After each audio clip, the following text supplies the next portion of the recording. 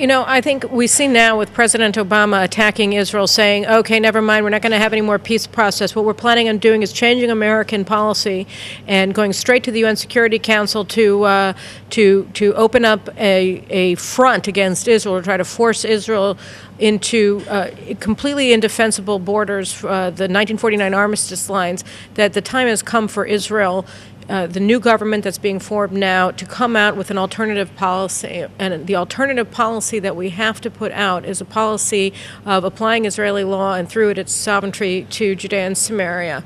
And so that's what my book discusses. And I think as the days pass, we see that my book originally came out in English a year ago, and it has changed in many ways the debate in the United States about the Palestinian conflict with Israel.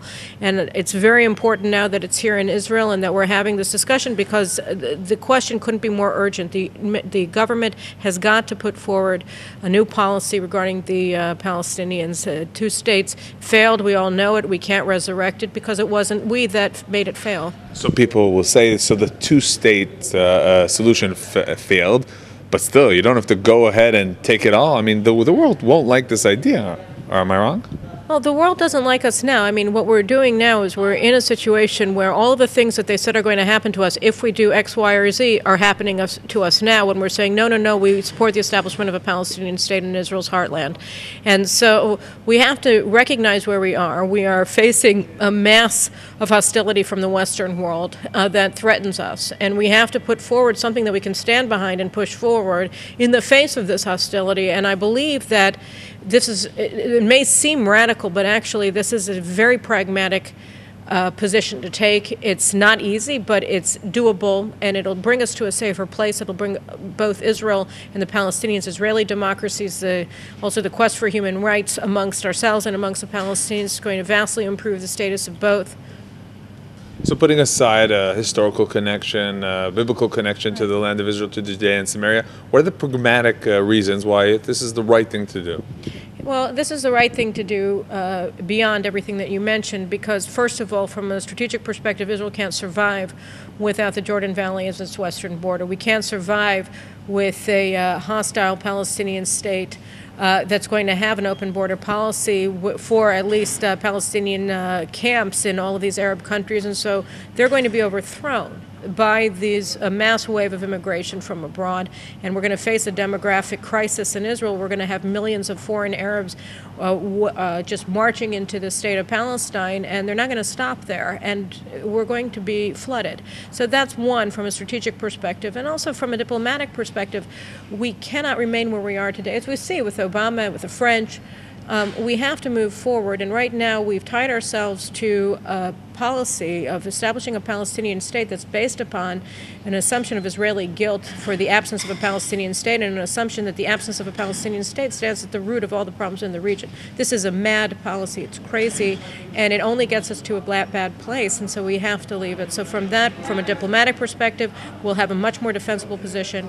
From a strategic perspective, we'll avert disaster that I don't know how we'd rise up from, and we'll be able to defend ourselves, and we will be able to confer a stable governance on all Israelis and all of the Arabs who live in Israel, whether citizens or non-citizens. You're mentioning the demographic issue, and of course there's also the claim to the other side, where if you bring them into Israel, right away you'll have a demographic issue with the Arabs.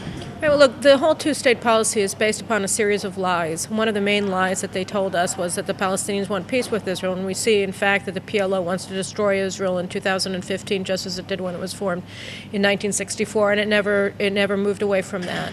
Another big lie was that we have a demographic time bomb on our hands, and that by 2005 was the original claim, we were going to be a minority west of the Jordan River, Jews were. When in fact the opposite is the case. A demographic time bomb is a Jewish bomb, meaning that with each passing year, the Jewish majority in the land of Israel increases, both because of our our fertility rate among Jewish women surpasses that of Palestinian women. We're having more children than they are, and also because they're suffering from mass emigration, and we are now enjoying a large and growing immigration of Jews from around the world. So the demography is a lie.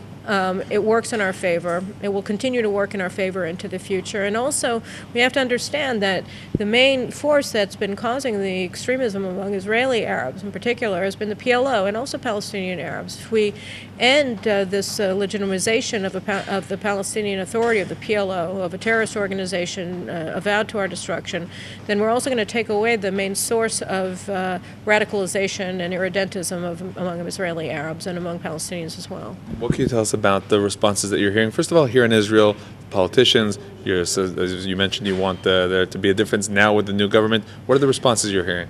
Well, I mean, from an Israeli domestic perspective, I think the response has been outstanding. I mean, this book was only released to the Israeli readership 2 weeks ago, I think, in the stores, and it's already been on the bestseller list. So, there's an extraordinary amount of interest in this thesis, in this book, and having this discussion among Israelis, politicians as well. Just this week, the Jewish Home Party said that they said that they were going to form a caucus in the Knesset of Knesset members in order to implement this policy. And in the United States, I think that we've really managed. I was in the United States for 5 months after this book came out in March of 2014.